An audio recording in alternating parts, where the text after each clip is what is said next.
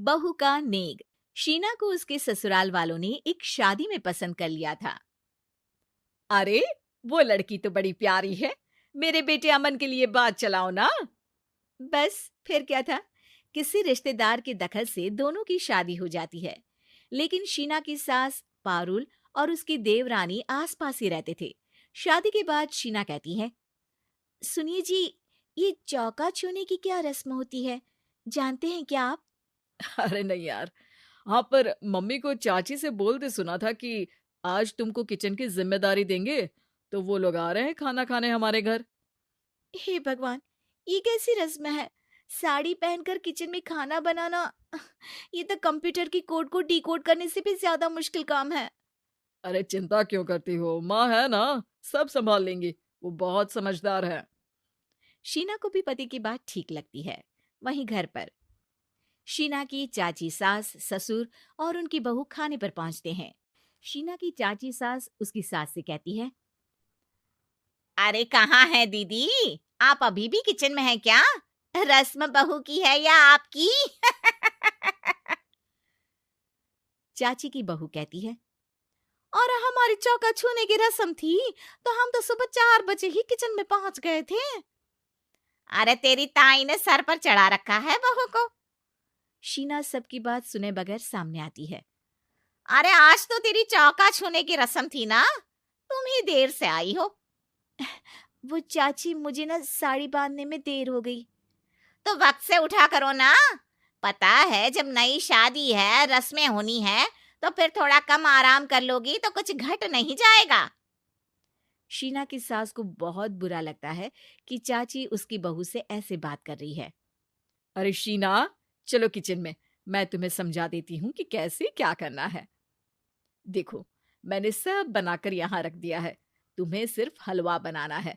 उसकी भी पूरी तैयारी कर दी है बेटा। बस किशमिश डालकर हलवा में मिलाकर लेकर आ जाना।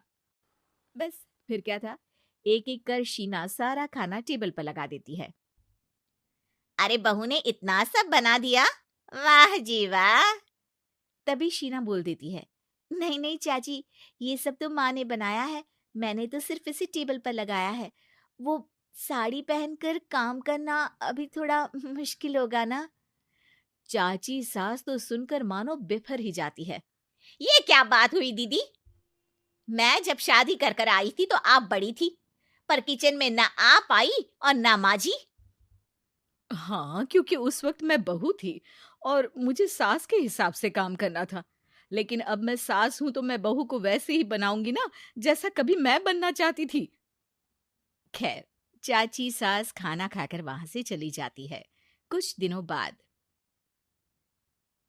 अरे शीना, ये क्या पहन रखा है? हे भगवान, इस परिवार में क्या हो रहा है? अरे क्या हुआ छोटी, इतना क्यों चिल्ला रही हो? इसने पहना क्या है? अरे दीदी, क्यों इतनी छूट दे रही हो? शीना, जो कि सलवार सूट पहने खड़ी थी, चाची के गुस्से को देखते ही अंदर चली जाती है। देख छोटी, हम दोनों को आज की बहुओं से तुलना नहीं करनी चाहिए। वो दौर अलग था, आज का वक्त अलग है। देखिए दीदी, ये तो परंपरा है, हमारी सास ने हमें दी और आगे हमें अपनी बहुओं को देना है। ये क्या लगा रखा है आपने? आप तो पूरी संस्कृति ही खराब कर रही हैं। ये बोलकर चाची सास वहां से चली जाती हैं। शीना की सास चाची की बात से परेशान होकर रोने लगती है। तभी उसका पति वहां आ जाता है। अरे क्या हुआ भाग्यवान, फिर तुम्हारी देवरानी तुमको ताने देकर चली गई है क्या? हाँ, पता नहीं मैं ठीक कर रही हूँ कि नहीं, पर मुझे तो बहू के सूट पहनने में कुछ गलत नहीं लगता। अरे लोगों की बहुएं तो न जाने क्या क्या पहनकर घूम रही हैं। मैं तो उसे भी बुरा नहीं मानती। ये क्या मेरी गलती है? अरे नहीं, बिल्कुल नहीं। अपने किए फैसले का सम्मान करो। ठीक है सब। कुछ दिन निकल जाते हैं। फिर आता है शीना का पहला करवा चौथ। अरे शीना बेटा, यह त्योहार हमारे घर में बहुत मायने रखता है। तुम शाम की पूजा के लिए अच्छे से तैयार हो जाना।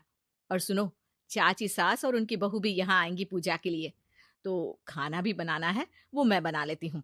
तुम बस आज के दिन साड़ी पहनना बेटा।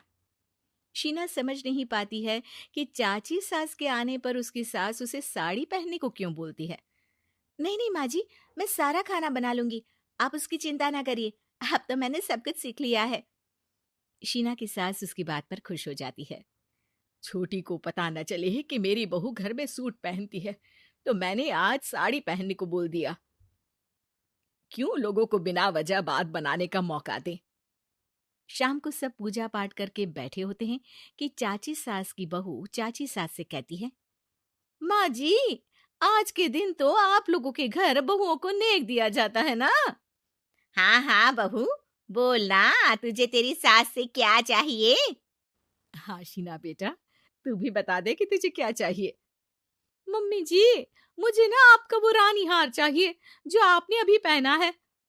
चाची सास थोड़ा हिचकिचाते हुए कहती है, हाँ हाँ हाँ, ले लेना, सब तेरा ही तो है। तुझे कौन सा हार चाहिए बहू?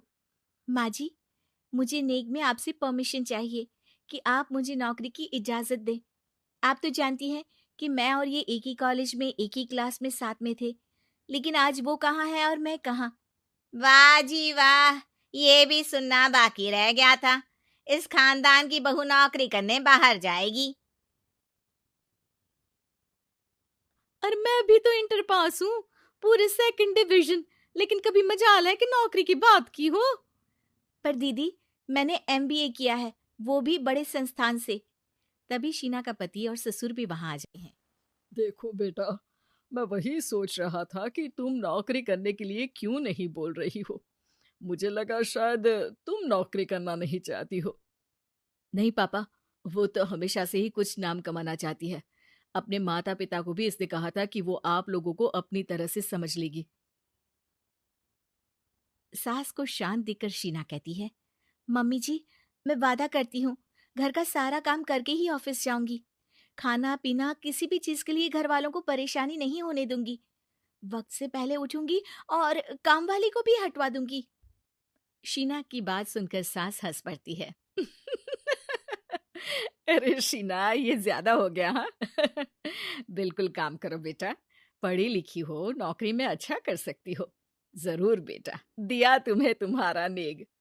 हाँ, पुरानी परंपरा जरूरी नहीं कि अच्छी ही हो। कभी कभी बदलाव लाना भी जरूरी होता है, जिसे देर से ही सही लेकिन समाज अपना ही लेता है।